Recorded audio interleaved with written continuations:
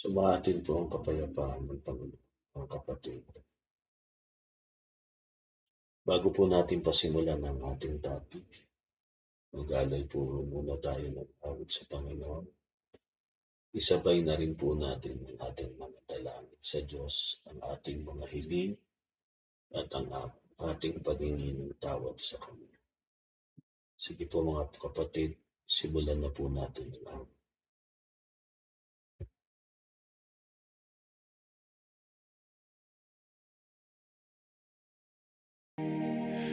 By wisdom the Lord founded the earth. By understanding He established the heavens. The Lord reigns, He is robed in majesty. Clothed with strength, the world stands firm. The heavens declare the glory of God. The skies proclaim His work. Holy, holy, holy is the Lord God Almighty, who was and is to come. Holy, holy, holy, holy, all creation bows before Thee.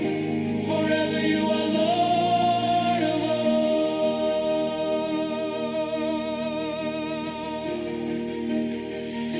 He stretches out the heavens by His power.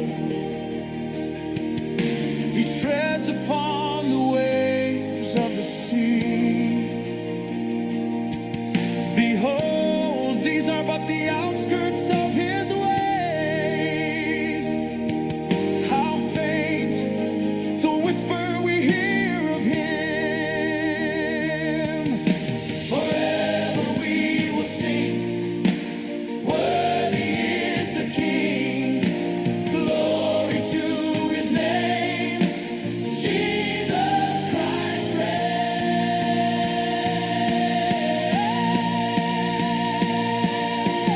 Holy, holy, holy, holy is the Lord God Almighty, who was and is to come. Holy, holy, holy, holy, all creation bows before Thee. Forever You are Lord of all. Holy, holy, holy, holy is the Lord God Almighty, who was and is to come.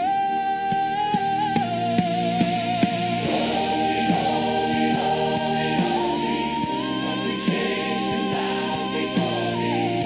Forever You are Lord of all.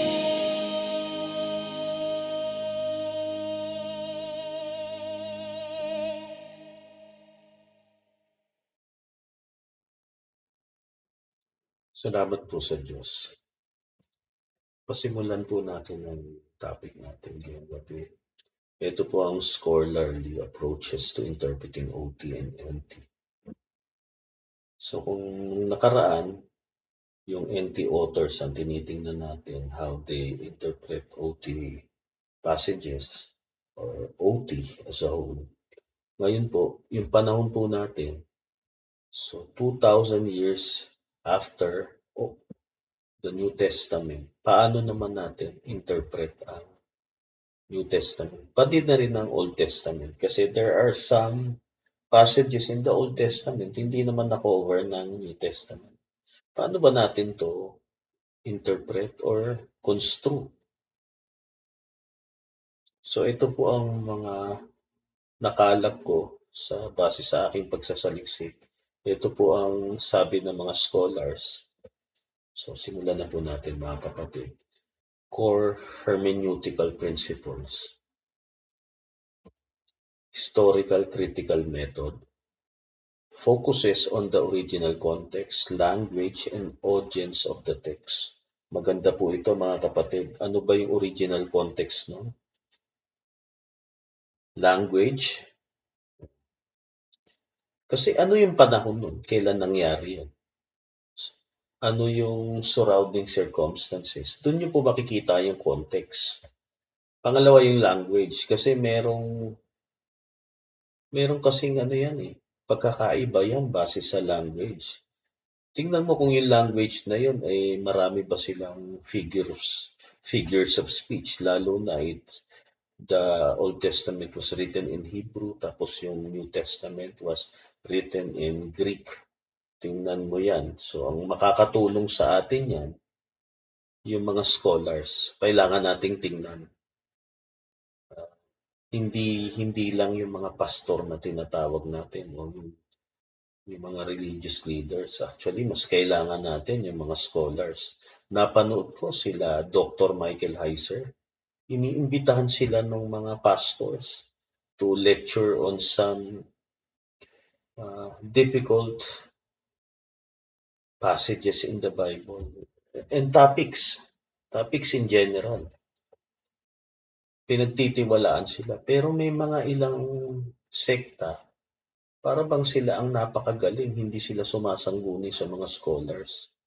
Mali po yan, mga kapatid, kasi dapat talaga doon tayo pinapakinggan din natin ang sinasabi ng scholars. Pangatlo, audience. Ayan. Sino ba yung kausap? Kasi baka mamaya mga kausap, exclusively the 12, isipin mo sa'yo iniutos. Yan ang madalas nagiging problema or pagkakamali sa panahon po natin. Anyway, makikita nyo yan as we go along. Kasi, sige, simulan na nga natin. Bigay ko sa inyo yung example, yung Mateo 28:18 hanggang 20. Ang kausap doon yung 11, pero may mga ilang sekta. Gamit nila yung Mateo 28:18 hanggang 20. Ayan po ang maibibigay ko sa inyo example dyan. We will discuss that in detail as we discuss yung Gospels. So, hintayin niyo po yun mga kapatid. Pangalawa, literal or plain meaning or plain sense reading emphasizes that scripture should be understood in its ordinary meaning unless clearly symbolic. Basically, ibig sabihin nito literal. Kapag yan ang general rule. Exception to the rule, kapag hindi naman literal. Kumbaga symbolic or maybe it's a figure of speech. So, tingnan po natin. Pero general rule, literal po yan. Ganyan po ang pagbabasa ng Biblia. Pangatlo po, canonical approach. Read text in light of the entire biblical canon, similar to your canonical reframing. So, ibig sabihin po nito, yung holistic approach, tawag ko dyan holistic approach, hindi yung mag-cherry pick, hindi yung itong talata na to, bubunutin mo yun in isolation of the other portions of the Bible. Dapat titingnan mo magkaroon siya ng cohesive doctrine. Hindi yung isang talata, bunutin mo, basahin mo in isolation. Mali po yun. Hindi po yun ang ganun pagbabasa ng Biblia. Dapat yan, in light of the entire biblical canon. Sa salita ko po, holistic reading of the Bible. Punta po tayo sa pang-apat, theological interpretation. Ayan, see scripture as unified revelation pointing to Christ. Yung kanina, ayan, kamukha rin yung word na yan unified. So, iisang unit ang Bible. Hindi yan watak-watak. Although, the Bible, ano yan Biblia. So, many Biblios. So, iba-iba yan. Pero, iisa yan. Ganon ang tingin yan, so to speak. So, kailangan holistic ang approach or unified. Tapos, meron pa idinagdag dito na prinsipyo patungkol sa Kristo or Christ-centered.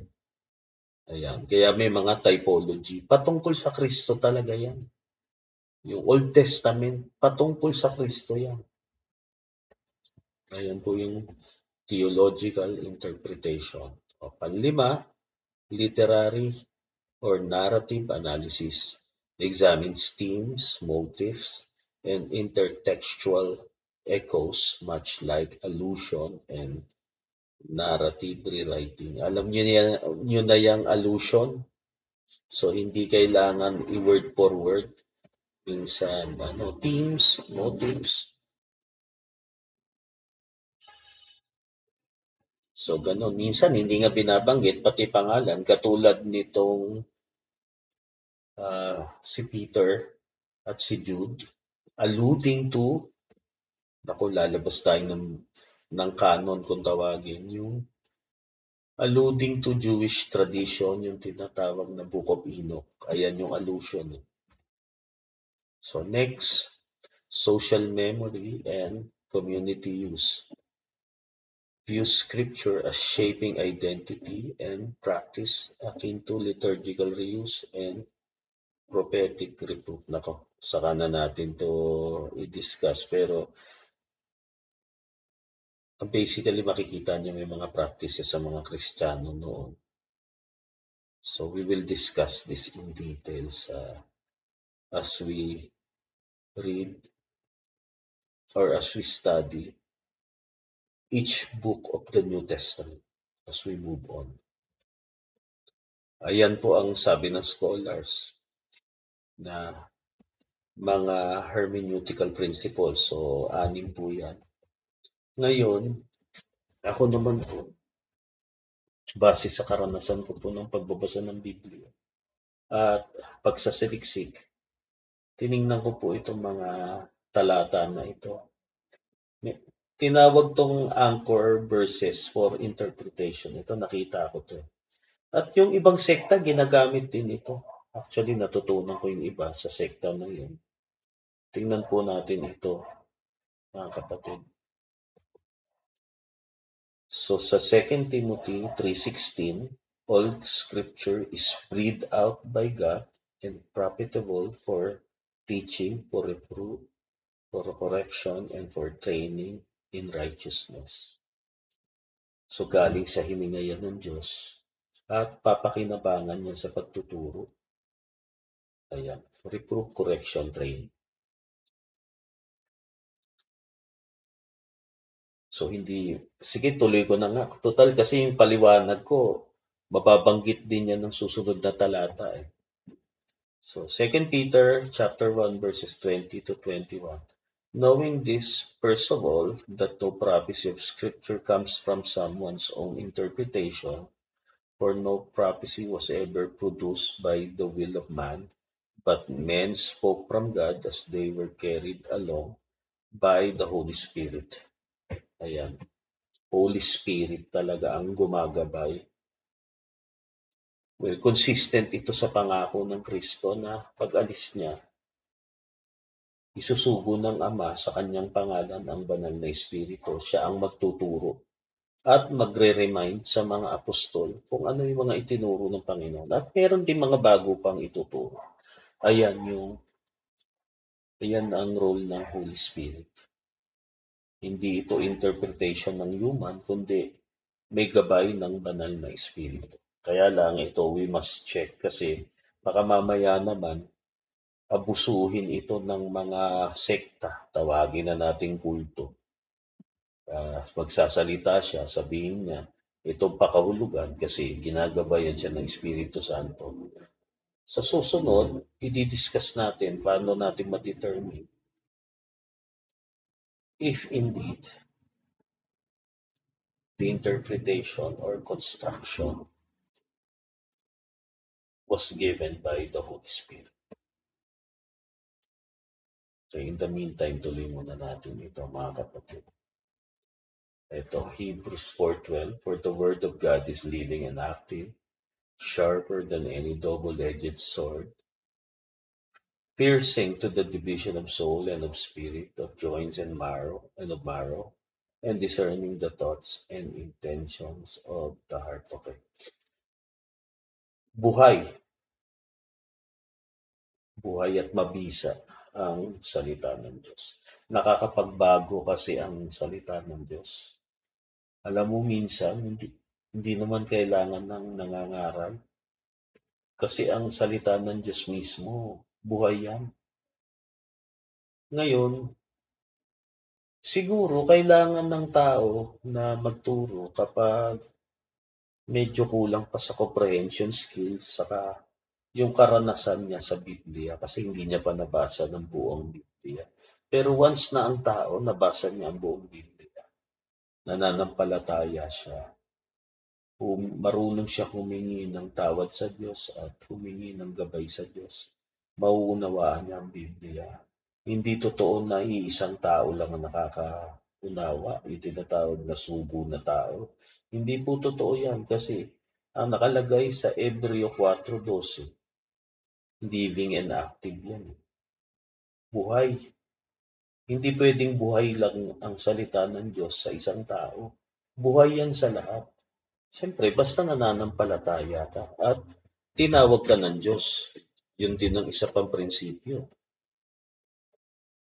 So tuloy na po natin mga kapatid. Isaiah 55:11. So shall my word be that goes out from my mouth, it shall not return to me empty, but it shall accomplish that which I purpose and shall succeed in the thing for which I sent it. Yan. Maganda po itong talata na to. Kamukha ito ng Hebrews 4:12, saka lagi rin nating aalalahanin na isinulat din ni Apostol Juan, ang Word of God ay ang Panginoong Kristo rin. Kung titingnan nyo, Logos. Yung in the beginning was the Word and the Word was with God. Yan. Panginoong Kristo po yun. Okay, punta po tayo sa Psalm 19, verse 7 to 8.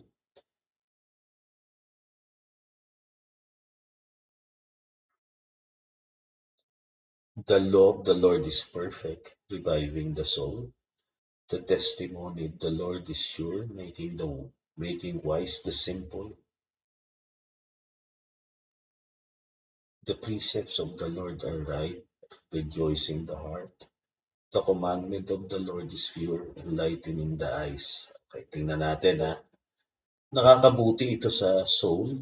Ano pa? Nagiging pantas ka, nagiging wise ka. O sa simpleng salita, tumatalino ka. Nakakagalak ng puso, nakakalinaw ng mata. Ako masasabi ko po sa inyo, totoo ito. Kasi ako kahit busy, gusto ko talaga magbasa ng Biblia. At isinasabay ko po kayo, kapatid. Kaya ina-upload ko ito. Kasi kapag hindi nakakapagbasa ng Biblia ang tao, nakakalimot siya. Nalalapit siya sa tukso. Ayan, tumidilim ang kanyang paningin. Totoo po yun mga kapatid. Sa salita ng Diyos, hindi yung totoo sinasabi ng iba na kapag umalis ka sinasabing samahan nila. Inaangkin pa sila raw ang iglesia ng Diyos. Anyway, saka natin i-discuss yan pag pumunta tayo dun sa particular topic na yun. Pero ang mahalaga at huwag kang mahiwalay sa Diyos at syempre sa salita ng Diyos. Kaya nga, mga kapatid, alam niyo kung tinatamad kayo magbasa, merong audio Bible, pwede po kayong pumunta kahit sa YouTube or kahit merong app. Playable po yung Tagalog or I'm sorry, yung audio. Iba-iba, pwedeng Tagalog, pwedeng English. So makakapakinig po kayo ng salita ng Diyos. Wala na pong excuse. Ano ba, nasa biyahe kayo, traffic, imbis na mabugnot kayo sa traffic, makinig kayo ng salita ng Diyos mga kapatid para kayo magkaroon ng kapahingahan sa inyong mga kaluluwa. Maging masaya kayo at mailayo kayo sa tukso. Ano po ang masasabi ko mga kapatid. Okay, number 2, faithful handling, diligence, and instruction. Sabi, ikalawang Timoteo 2:15, do your best to present yourself to God as one approved, a worker who has no need to be ashamed, rightly handling the word of truth. So, dapat accurate yung pagkakaunawa mo sa salita ng Diyos. Hindi yung pinipilipit mo, hindi yung...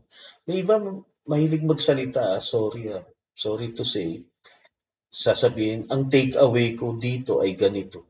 Hindi pwedeng take away, hindi pwedeng kanya-kanyang pagkakaunawa.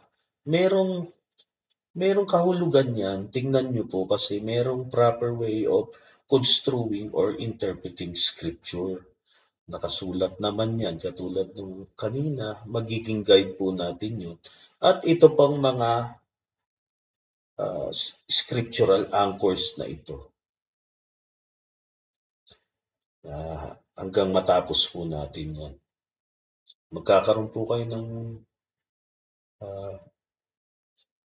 you will be equipped so that matuto po kayong mag-construe or mag-interpret ng scripture. So next po, 1 Corinthians chapter 10 verse 11. Now these things happen to them as an example, but they were written down for our instruction on whom the end of the ages has come. So may mga isinulat po na history, katulad nung sa Exodo 32. Basahin natin paano ba nagkamali ang Israel doon. Paano ba ang ibig sabihin ng idolatry. Hindi yung iibahin mo yung konteksto nun, sabihin mo lang, hindi, may latria, may dulia, may hyperdulia. Hindi yan idolatry kasi ikinlasify namin ng ganito. Yun ba nakasulat sa Biblia? Diba? Ano ba ang hatol ng Diyos sa Exodo 32? Paano ba masasabi na idolatry? May ganyan ba na distinction, na katulad na ginawa ng distinction na isang sekta? Kaya nga isinulat yun para matutunan natin. Tuloy na po natin mga kapatid.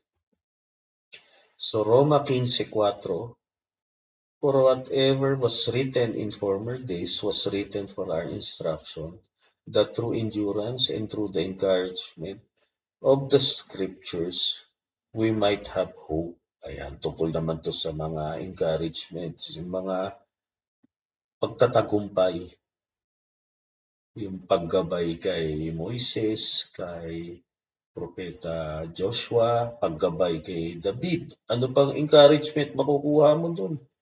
Nagkasala na matindi si David na pinatawad pa rin. Huwag kayong magpapaloko dyan sa mga sekta na wala na kayong pag-asa kapag nagkasala kayo. Ewan ko, minsan may pagkakampon ng demonyo rin talaga yung mga sekta na yun. Kaya kung tawagin ko yung kulto. Kasi ginagawa nilang malupit ang Diyos sa mga paraan nila ng pagtuturo. Tapos ang gagawin nila, ang kaligtasan o pagpapatawan ng Diyos sa pamamagitan nila. Yun ang ginawa ng mga kulto na yan. Mabait po ang Diyos, mapagpatawad. Kailangan maunawa natin ang salita ng Diyos. At kung naging malupit ang Diyos, hindi totoo yun. Naging malupit ang Diyos sa pamamagitan ng panluloko nitong mga kulto na ito. I-expose po natin yan as we study the Bible in full. Kaya subaybayan niyo po ang mga paksa dito sa BTCS kasi we intend to cover the Bible, kabuuan. Pero syempre hindi as in verse by verse, kundi yung mga controversial topics, yung mga pinipilipit. Yun po ang mga i-discuss namin. Yung mga very basic, kaya nyo na yan mga kapatid. Pero yung mga pinipilipit, yun po ang mga i-discuss natin. Saka yung mga pinakamahalaga. The rest, I leave it to you. Mag-audio Bible po kayo. Okay. Psalm 1 verses 2 to 3. But his delight is in the law of the Lord, and on his law he meditates day and night. Ayan, mga kapatid. Maganda nagme-meditate nga tayo sa sa salita ng Diyos. Hindi nagme-meditate tayo doon sa mga kabwisitan, yung galit tayo, may kinakaasaran tayo, kinaiingitan tayo. Ang tao parang gano'n na nangyayari, no? Nagme-meditate tayo sa mga magpapastress sa atin. Mag-meditate tayo sa salita ng Diyos, lalo sa kanyang mga pangako. Mabuti po sa puso yan. Sabi, he is like a tree planted by streams of water that yields its fruit in its season, and its leaf does not wither. In all that he does, he prospers. O yan, may biyaya. Sana kahit ito maging motivation sa inyo. Kung ano man ang gawin mo, magtatagumpay kung ikaw ay nagme-meditate sa salita ng Diyos. Sige, kung hindi ka pa lubos na nananampalataya, sige, gamitin nga natin yung pagiging materyoso mo, kapatid. O, gusto mo ng blessings? Ayan o, in all that he does, he prospers. Gusto mo ng blessings? Mag-meditate ka sa salita ng Diyos. Pero syempre, as you mature in the faith, hindi mo na iniisip yan eh. Kasi alam mo kung bakit? Kusa naman binibigay ng Diyos ang kanyang biyaya, lalo na sa mga nananampalataya. Ayan, Christ-centered hermeneutic. Patungo talaga kasi sa Panginoon, lalo na yung Old Testament. So, Lucas 24:27, in beginning with Moses and all the prophets, he interpreted to them in all the scripture the things concerning himself. So, yan. Patungkol ito sa mga kapatid, sa Old Testament. Patungkol kasi sa Panginoon talaga naman. Sabi, Lucas 24:45, then he opened their minds to understand the scriptures. Ayan, ang nagbubukas pala ng kaisipan ng Panginoong Kristo. Pero syempre, since wala na ang Panginoong Kristo sa lupa, ang banal na espiritu na, tandaan po natin yung mga kapatid. Ayan, Hebreo 1:1 hanggang 2, long ago at many times, and in many ways, God spoke to our fathers by the prophets, but in these last days, he has spoken to us by his Son, who he appointed the heir of all things, through whom also he created the world. Ayan, nagsalita ang Panginoon, later isinugo ang mga apostol, later nagsulat din sila. Makikita mo yan sa unang 1 hanggang 4. Ayan, makikita niyo yan. Tapos, unang Korinto 14:37. Kay John 5:39, you search the scriptures because you think that in them you have eternal life, and it is they that bear witness about me. Ayan. Witness ang Old Testament tungkol sa Panginoong Kristo. Ayan, ito, pinaka. Ang pag-interpret talaga spirit-guided. Ayan, tingnan po natin. Ang banal na espiritu ang gumagabay sa pagkaunawa. Hindi yung sariling take away ko ito yung pagkaunawa ko dito, ito gusto ko itong pilipitin itong talata na to. Hindi po ganyan. Tingnan po natin. Bukod doon sa interpretation ng mga pinakita ko sa inyo, ito beyond academics na ito, or beyond scholarly abilities. Ito, banal na espiritu, hinihiling po yan. Hinihingi po tayo ng awa sa Diyos na pagkalooban po tayo. Tingnan po natin, 1:14-26, but the Helper, the Holy Spirit, whom the Father will send in my name, he will teach you all things and bring to your remembrance all that I have said to you. Mga kapatid, ang kausap nga pala dito exclusively ay ang mga apostol. Later, i-discuss ko po ito, how it applies to us. Kasi may iko-connecta po dito yung pinanalangin po ng Panginoon, ang mga apostol, pati rin po ang makikinig sa kanila. So, kaya lang, hindi pa rin tayo kasali kasi hindi natin napakinggan ng mga apostol. Iko-connecta naman po natin yan sa unang 1, 1:1 hanggang 4. Isinulat nila. So, kasali na rin po tayo dito. Ginagabayan din po tayo ng banal na Espiritu kung tayo ay nagbabasa ng Biblia at tayo ay sumampalataya na. So, ang banal na Espiritu po ang gagabay sa atin. So, unang Korinto 2:12 hanggang 13. Now we have received not the spirit of the world, but the Spirit who is from God, that we might understand the things freely given us by God. Ayan. Makakaunawa tayo kung ibinigay ito ng Diyos sa atin sa pamamagitan ng banal na Espiritu. And we impart this in words not taught by man, but not taught by human wisdom, but taught by the Spirit, interpreting spiritual truths to those who are spiritual. So, kailangan spiritual ka. Hindi yung makamunto ka pa rin. Mag-isip. Espiritu Santo talaga. Without the Holy Spirit, hindi makakaunawa. Ngayon sasabihin nyo, bakit yung iba nakakaunawa? Ay wala namang problema kasi kung yung nangopya lang siya, binasa niya sa libro, kaya niya pa rin unawain yan. Kaya lang makikita niyo yung kalaliman. Kapag tinanong-tanong mo na, umabot, let's say, nag-debate kayo, tinanong mo, natameme, wala na, nailigaw mo na siya dun sa kinabisado niyang nabasa niyang libro. Ibig sabihin, hindi siya guided ng banal na Espiritu. Kasi may pangako din na sa bagay ang usapan doon tungkol sa persecution pag dinala sa mga governors.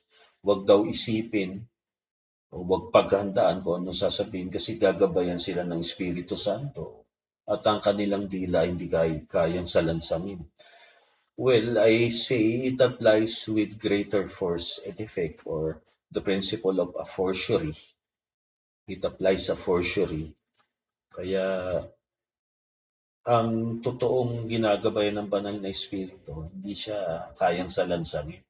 Hindi mo pwede sabihin, kasi tinalo mo ko kasi better debater ka. You have superior debate skills. Hindi totoo yun. Kasi ibig sabihin, hindi ka sa banal na Espiritu nagtitiwala kung ganun ang iyong paliwanag. Na po natin. Yung number 5, mga kapatid, sa susunod na po yun. Muli, salamat po sa Diyos sa paggabay po sa atin mga kapatid. Magkita-kita po tayo sa susunod na pagtitipon.